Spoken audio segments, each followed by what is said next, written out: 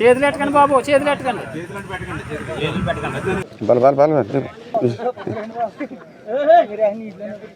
మనకి 100 కేజీలు దాకా ఉంటాయి. ఎక్కడెక్కడ ఉంటాయి ఇవన్నీ? ఇప్పుడు ఈ పాకల్లో ఇట్లా అలా వేసుకుంటూ ఉంటారా? మరి ఎందుకు చేశారు? ఇక్కడ వరద వస్తుందిగా, తగ్గుతుంది కదా అని ఉంచారా?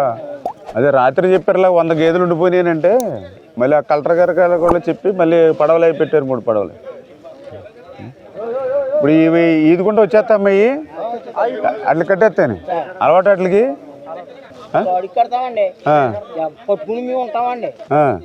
తర్వాత నెక్స్ట్ సెకండ్ ప్రొఫెస్ రైతులు నదిని వాళ్ళకైనా గడ్డి అనే ఇబ్బంది ఉందా?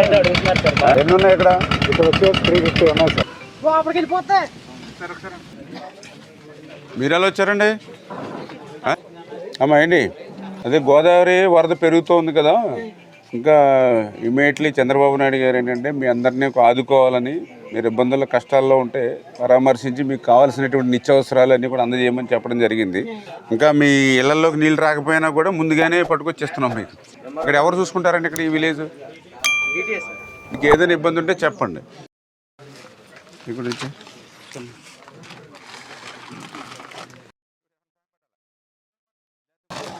Okay okay okay.